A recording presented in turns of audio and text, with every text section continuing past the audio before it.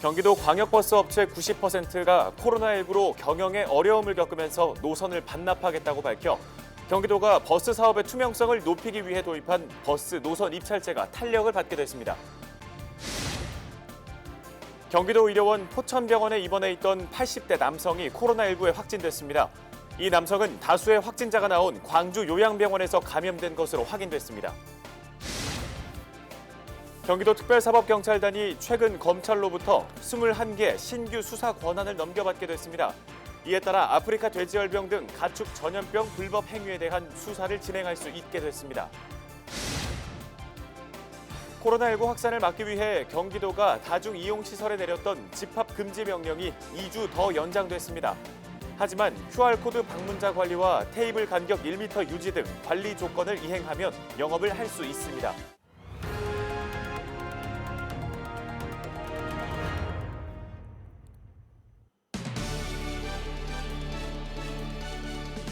시청자 여러분 안녕하십니까? 헬로티비 뉴스 시작합니다. 오늘의 첫 소식입니다. 경기도가 전국 최초로 시행하고 있는 버스 노선 입찰제. 버스 업체에 대한 관리 감독을 강화하고 서비스의 질은 높이기 위해 도입된 제도입니다. 하지만 버스 업체들이 밥줄로 여기는 이 노선을 순순히 내놓을 것이냐, 바로 이 부분 때문에 제도 확대가 어렵다는 전망도 있었는데요. 그런데 경기도의 광역버스 업체 중 90% 가까이가 노선을 반납하겠다고 밝혔습니다. 이지훈 기자의 단독 보도입니다.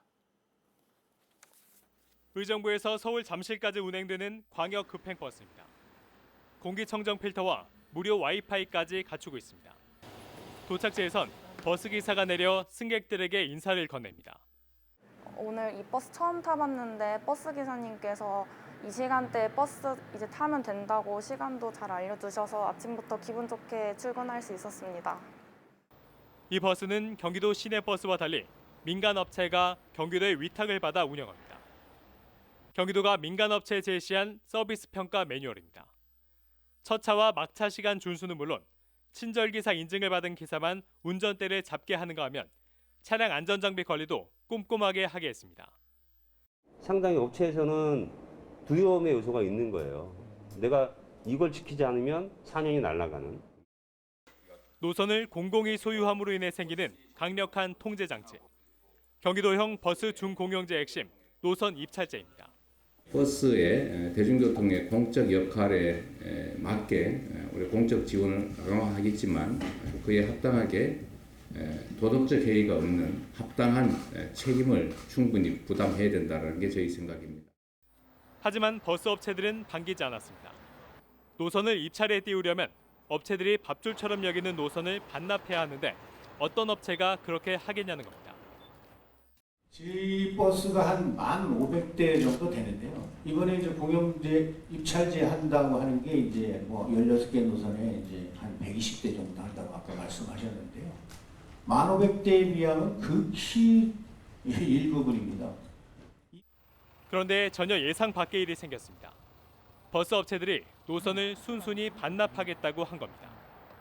경기도가 최근 광역버스 업체 34곳을 대상으로 노선 입찰제 참여 여부를 물어보니 90% 가까이가 노선을 반납하고 노선 입찰제에 참여하겠다고 답했습니다. 이들 업체가 운영 중인 노선은 총 137개 노선, 버스 1,400여 대입니다. 업체들이 순식간에 마음을 바꾼 건 코로나19 때문이었습니다. 이 코로나 관계도 그렇고 지금 경기 북부 지역 같은 경우에는 수익금 자체가 남북 틀려가지고 굉장히 떨어지는 입장이거든요. 지금 공영제가 안 되면은 여러 가지 임금 보전 관계도 그렇고 힘들어지고. 노선을 경기도에 내주고 깐깐한 관리 감독도 받지만 도에서 버스 운영 예산은 지원받을 수 있으니 지금보단 낫다는 겁니다. 노선 입찰제가 비교적 빠른 시간 안에 도입이 확대되고 있지만 경기도 버스 전체 노선의 90% 이상을 차지하는 시내버스는 여전한 축제로 남아 있습니다. 헬로티비 뉴스 이지훈입니다. 앞서 보신 것처럼 경기도의 공공버스가 변화를 예고했는데요. 앞으로 어떤 점이 달라지는 건지 경기도 공공버스과 이용주 과장과 얘기 나눠보도록 하겠습니다. 과장님 안녕하십니까? 네, 안녕하십니까. 경기도 공공버스 과장 이용주입니다. 네, 경기도 공공버스는 노선 입찰제를 기반으로 하고 있죠. 서울시 등이 시행하고 있는 수입금 공동관리형과는 다른 준공영제 모델인데요. 이 노선 입찰제가 다른 모델들과 어떤 차별점이 있는지부터 듣겠습니다. 일단 준공영제는 공영제와 민영제 중간인데요. 제도의 장점인 공영제의 공공성과 민영제의 효율성을 접목시키자고 하는 게 준공영제입니다. 근데 기존 대도시 등에서 운영되고 있는 제도는 민간 사업자가 노선권을 가지고 이 노선을 사고 팔고 양도양수가 가능한 상태로 두고 지방정부는 사업의 적자분과 이윤만을 모두 보존해주는 방식입니다. 쉽게 말해서 민영제 운영 틀을 유지한 채 공적 지원을 해주는 건데 사업자는 공적 재원으로 영생 흑자 기업을 자손만 돼 이어갈 수 있게 된 겁니다. 그러다 보니 뭐 친인척을 임원으로 채용하거나 공적 재원을 타용대로 사용하거나 운송 원가를 부풀리는 등의 도덕적 해이와 관련된 사례가 심심치 않게 발생하고 있고요. 예. 근본적으로 그 제도 자체가 경쟁과 통제 요소가 없다 보니 운송 원가를 절감하는 노력이 불필요해진 거죠. 그래서 그러한 문제점을 해결하고자 우리 경기도에서 추진하는 경기도 공공버스는 노선권을 공공이 소유하고 경쟁 입찰을 통해 선정된 사업자에게 일정 기간의 노선 운영을 위탁하는 제도입니다. 네, 공공이 노선권을 소유하면서 서비스는 최상으로 제공을 할 수 있는 이 경기도형 준공영제에 대한 기대가 큰데요. 경기도 공공버스 확대 계획이 나왔습니다. 앞으로 어떻게 진행될 예정인가요? 일단 올해에도 작년과 같이 광역버스가 필요한 지역을 대상으로 공공버스 신규 노선을 신설할 계획이고요. 다음으로는 코로나19 등을 비롯한 위기 상황의 대처에 한계에 직면한 버스의 안정적인 운행을 위해서 기존 운송업체가 가지고 있는 광역버스 노선을 공공버스로 전환하는 방안을 추진 중에 있습니다. 예. 경기도 공공버스 제도가 앞서 설명드린 것처럼 운송업체가 조금 꺼릴 수 있는 제도적 구조인데 불구하고 상당수의 운송업체들이 공공버스로의 전환을 희망했다는 말씀드리고요. 만약에 이제 공공버스 확대 개편 시에는 이번 사태와 같은 다양한 위기 상황에서도 도민의 이동권을 확보하는 데 보다 원활해질 것이고 도민께서도 보다 안심하고 버스를 이용하실 수 있게 될 거고요. 또한 저희가 가장 역점을 두고 있는 쾌적한 시설과 친절한 서비스를 통해서 공공버스가 삶에 지친 많은 도민들에게 조금이나마 위로가 될 수 있지 않을까 생각됩니다. 네, 이 광역버스 업체들 중에 상당수가 노선 입찰제에 참여하겠다고 하니까 반가운 소식인데 그런데 경기도 전체 노선 중에 지금 90% 이상을 차지하고 있는 이 시내버스를 노선 입찰제에 참여시키는 게 아직 숙제로 남아 있잖아요. 어떻게 풀어가야 된다고 보시나요? 일단 우선 경기도 공공버스는 재정 지원이 수반돼야 되다 보니까 일단 관할 시군과의 재정 분담에 대해서 원활한 협의가 이루어져야 하고요.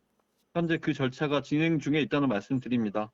또한 또 무엇보다도 가장 중요한 것은 사업자를 선정하는 노선 입찰의 과정과 그 결과에 있어서 투명성이나 공정성이 담보되어야 하고 운송업체의 그 성과에 대한 합리적인 평가와 합당한 보상이 이루어진다면 향후 운송업체들이 보유한 노선의 공공버스 전환이 더욱 확대될 것이라 보고요. 저희는 그런 제도의 완성에 더 만전을 기할 예정입니다. 네. 그런데 한편 노선 입찰제가 버스 기사들에게는 일자리 불안정성을 제공하지는 않을지 우려도 되는데요. 경기도는 이 부분에 대해서 어떻게 생각하고 있나요? 효율성을 담보할 경쟁 요소인 노선 입찰로 인해서 우리 버스 기사님의 처우가 우려되실 수도 있는데요. 경기도 공공버스 기사님은 1일 2교대 주 52시간 근무를 합니다. 안정적인 노동 조건 확보를 위해서 인건비는 입찰 항목에서 원천적으로 제외를 했고요. 실비로 저희가 지원하고 있습니다. 또한 그 한정 면허가 만료됐을 때 사업자가 바뀌었을 때 고용이 승계될 수 있도록 하여서 고용 안정 장치도 저희가 담아놨고요. 마지막으로 그 친절 기사로 인증되면은 기사님들께 별도로 인센티브도 지급되도록 설계하였습니다.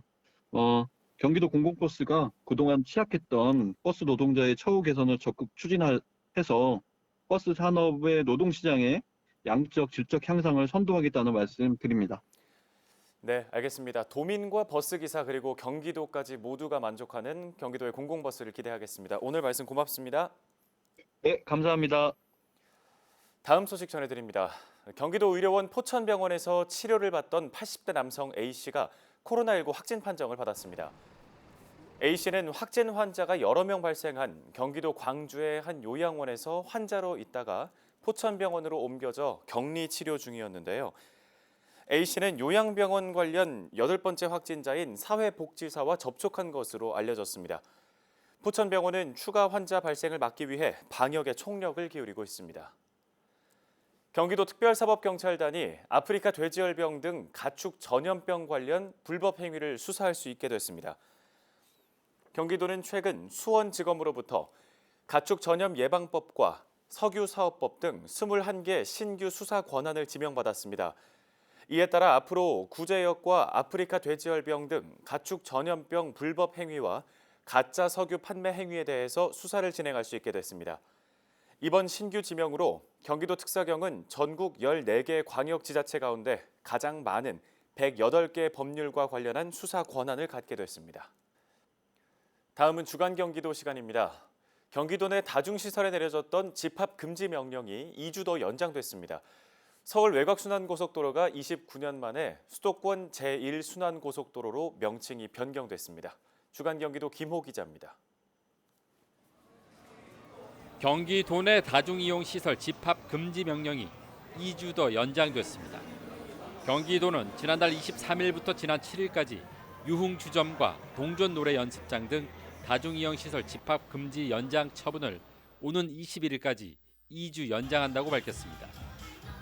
집합 금지 대상은 클럽과 룸사롱 노래클럽 등 유흥주점 5,536곳과 감성주점 133곳, 콜라텍 63곳과 단란주점 1,964곳, 동전 노래 연습장 678곳 등 모두 8,376곳입니다. 다만 이번 집합금지 명령은 QR코드 방문자 관리와 테이블 간격 1m 유지, 마스크 착용 등 관리 조건을 이행하면 영업이 가능합니다. 이재명 경기도지사가 국민 1인당 20만 원씩 지급하는 2차 재난지원금 지원을 정부에 건의했습니다. 이 지사는 코로나19가 종식되더라도 경제는 상당 기간 나빠질 가능성이 높다며 최소한 2-3번 정도 재난기본소득을 지원해야 한다고 주장했습니다. 경기도는 2차 재난지원금에 소요되는 비용을 국민 1인당 20만 원씩 5,184만 명에게 지급하는 기준으로 10조 3,600억 원, 경기도는 1,331만 명 기준으로 2조 6,600억 원으로 분석했습니다. 지난 1991년부터 불린 서울 외곽순환고속도로가 29년 만에 수도권 제1순환고속도로로 명칭이 변경됐습니다. 경기도는 서울 외곽순환도로 명칭 개정이 최근 국토교통부 도로정책심의를 최종 통보했다고 밝혔습니다.